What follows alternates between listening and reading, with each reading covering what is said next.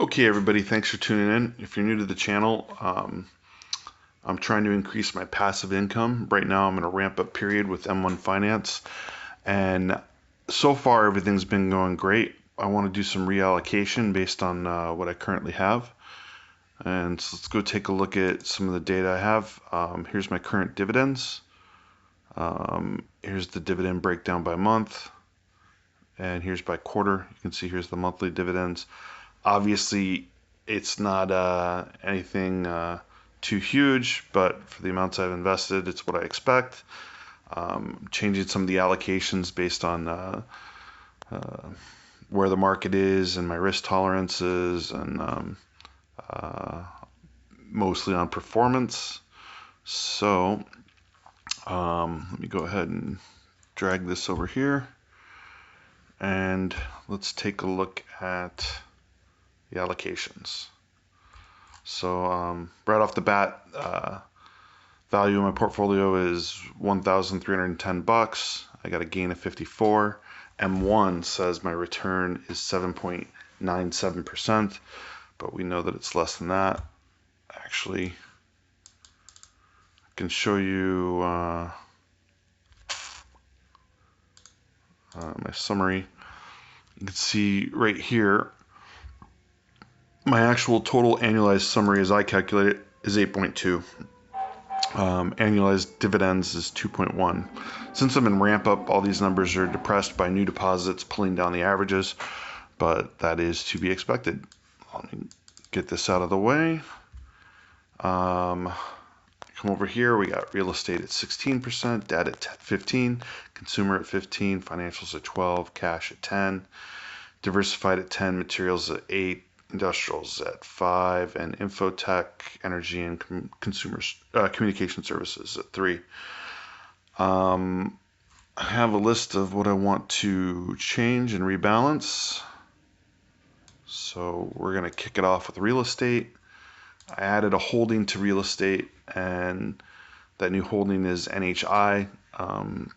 And in order to ensure that each week it still buys a little of each one, I didn't put the allocation for NHI at what the end allocation will be. I just added 2%. So let's go ahead and reallocate all these to increase the NHI holding and decrease the other holdings appropriately.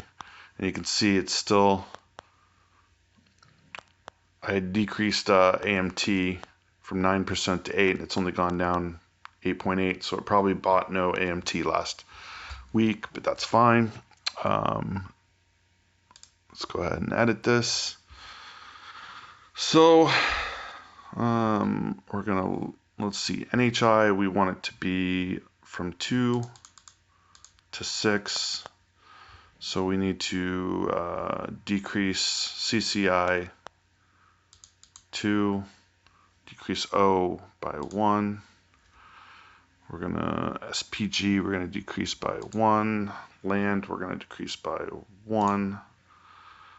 Fun, we're gonna increase by 1. RQI, we are going to increase. And AMT, we will decrease. And cold is at 9, and we will leave it at 9. Yeah. So that's where we want to be. We have more NHI. You notice I decreased a lot of other things and increased a lot of other things. I just want to get the target allocations for new items that I've recently bought, like Fun and RQI, up, while decreasing other things that, you know, they weren't necessarily over allocated, but when you add new stocks into a pie, you need to reallocate. And since I didn't fully allocate Fun, RQI, and H1 all at once, I'm slowly doing this over time. So let's save this allocation,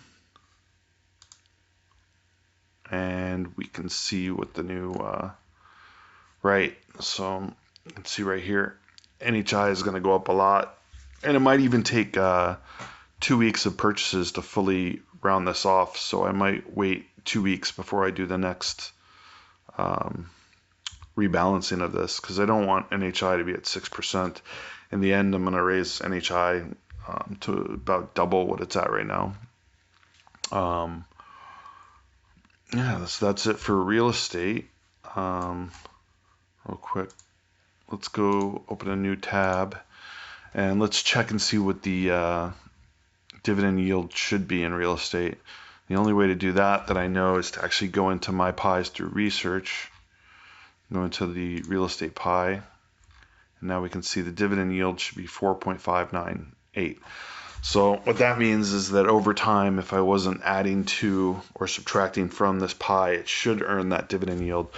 But obviously, because I'm each week adding an aggressive amount of deposits, that number is depressed, but it's good to know that it should be that high. Because that is a pretty good return rate, dividend yield rate. So let's go to consumer. And this time we're going to actually, we'll check what the yield is on consumer. So right now it's at 2.66 at its current allocation. And let's go into, yeah, so we have two tabs open. One is invested, one is opened up through research. And, oh, did we not save that? No, we did. Exit.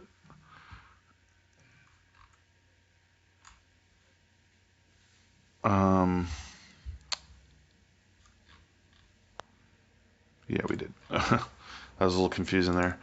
So we're going into consumer. You can see this tab is in research and it's open the consumer pie, and this tab is invest and then it's going to open the consumer pie, and the views are totally different, right? This view is just showing me allocation, actual dollar amounts, like I own $25 worth of Target and it's gone up $6.9. You come over here and it just shows Target is 12%, but it shows me the aggregate yield of all of these together: 10 holdings, expense ratio 0, dividend yield 2.66. So if we come in here, you can see it's not fully adjusted from the last rebalancing, or the stocks have just moved so much. And that's definitely the case with Kohl's. Kohl's is down in the past week, 19% down in the past week. So part of that is why it's at 12% where it should be 14. But let's go ahead and reallocate this.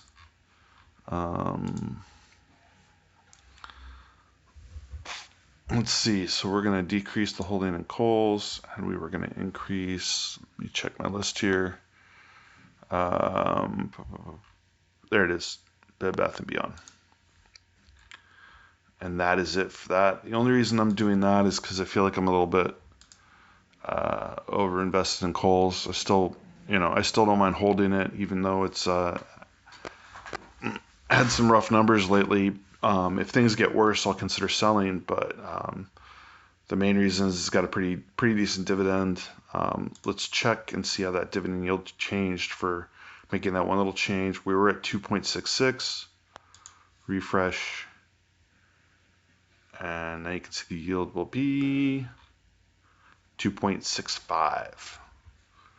So not a big change, but it will go down a little bit. And it is, let's see, what's next on our list? Debt. Okay. So the main thing here is I have way too much NRZ. So I want to rebalance that. Back out of here. And we'll go to debt, and you can see debt is at 9.177. NRZ and NLY have really high yields. I believe around 9% each. Actually, you're probably around 10% each. But I want to increase my corporate long-term debt. So we're going to increase that, and we're going to increase this, and we will decrease this and this. And I believe that was it for debt. Let's go ahead and save that. Confirm.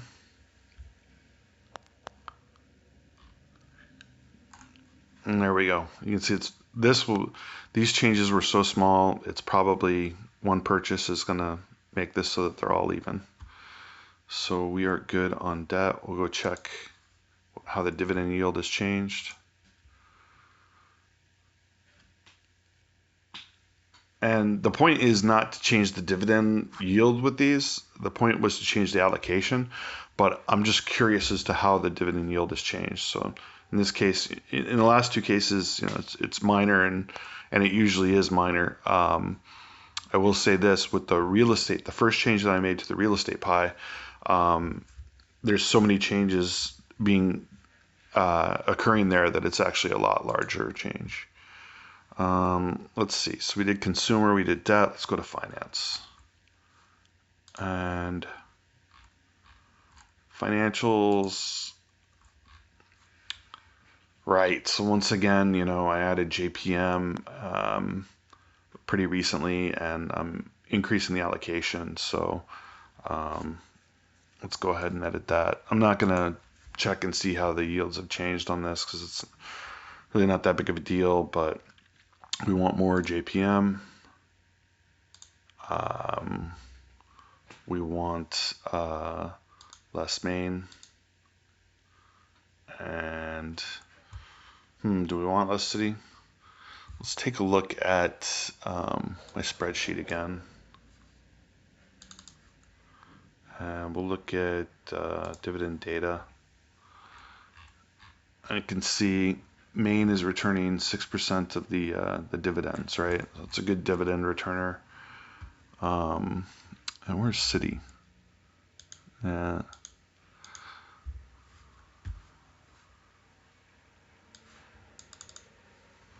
think what we're going to do is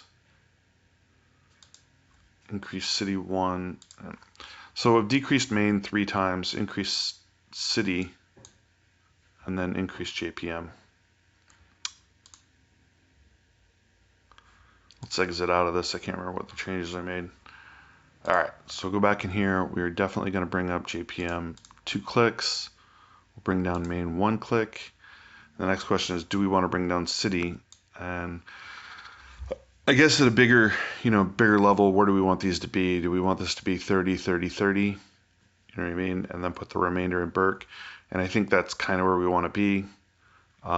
It's probably going to be the exact number, I don't know.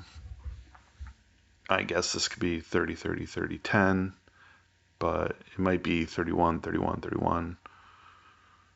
And the remainder here. Yeah, so we're going to do, grab one more click from there. And I probably will leave City at 34 next time. And then in future occurrences, I'll just take from Maine. That will probably be good enough. So let's save that up. Confirm. And there we go. This needs to be bigger, JPM. And what is our last rebalance we wanted to make? Industrials. So essentially, I got some 3M and some Boeing. Here you can see my returns on each one. 4%, 9% money-weighted returns. Nothing too special here. But I did want to increase my Boeing, decrease my 3M.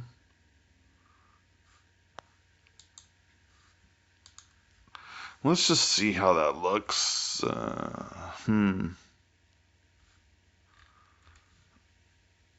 So basically I want to look at how big is industrial. Industrial is 5%. Industrial is 5%. So if my deposit is $50, 5% of 50. Let's get a calculator. I'm gonna do a little bit of math here. So 50 times 0.05. So it's gonna get $2.50 divided by. Go back in there. Industrials.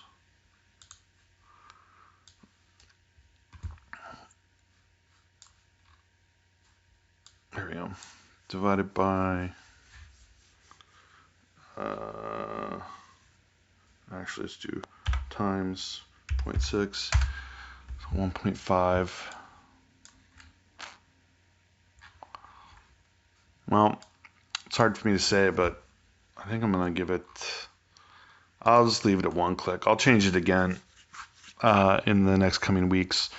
We'll try to get it closer to maybe 45, 55. It doesn't need to be 50-50, but 62% in industrials is too much. I think the allocation of how much this stock is in my portfolio is a little bit big. It's not huge. It's a little bit big, though.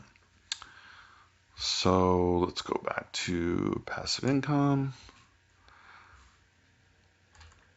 And okay, so that's pretty much it for the rebalancing. Let's go ahead and take a look at the end result of where my dividend yield should be. 4.328. So it's changed just marginally. It was 4.3 something. Once again, the goal wasn't to increase that, although I believe it increased like less than 0.1%. But that wasn't the goal. It's just what's happened. I do think I'm going to change an allocation of the actual pie. I wanted to increase the amount of debt that I have, but I wasn't sure where to grab that from. Industrials is a candidate, or potentially real estate. Maybe consumers. Let's take a look at consumer. So consumer has a lot of different stocks, lots going on there. Dividend yield is 2.657. I think we could probably do consumer. So I want to increase debt to 16%, and we are going to decrease consumer down to 14%. And that will be my last change for the day.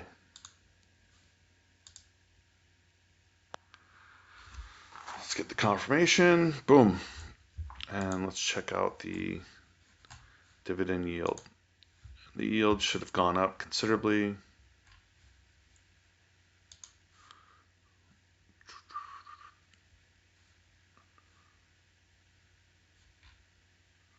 It did. The yield went up a whopping 7.07%.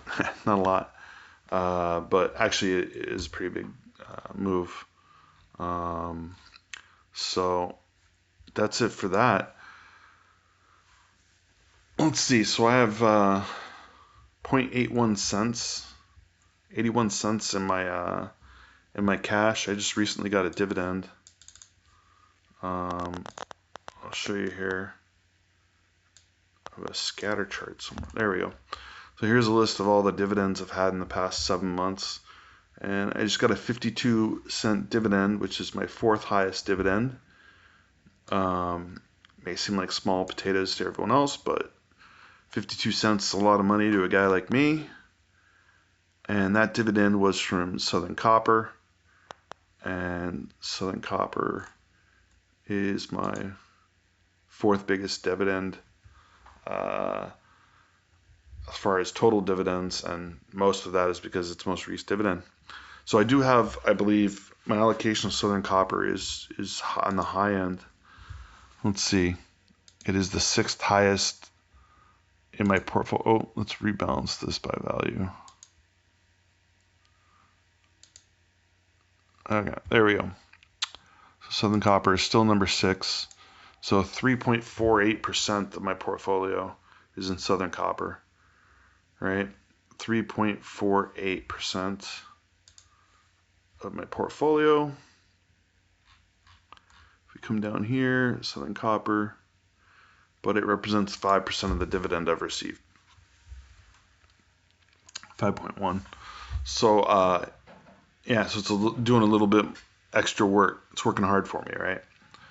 I like Southern Copper because it's kind of tied to the price of, or it's tied to precious minerals like gold.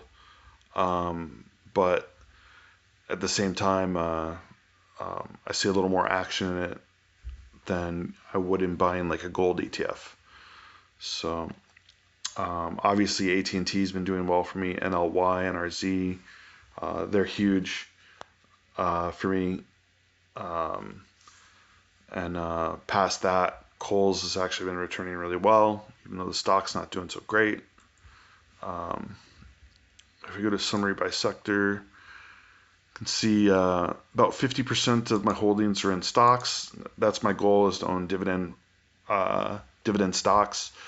And I've hedged against that with some bonds and also real estate and debt, right? Some bonds and real estate. So some of these ETFs, there's a couple of these ETFs that are actually index funds across the market to sort of hedge against my stock bets. The rest of the ETFs are in bonds. And then these REITs primarily in real estate, but some primarily hold mortgages, which is also debt. So you can see just across the stocks, the compound annual growth rates are great.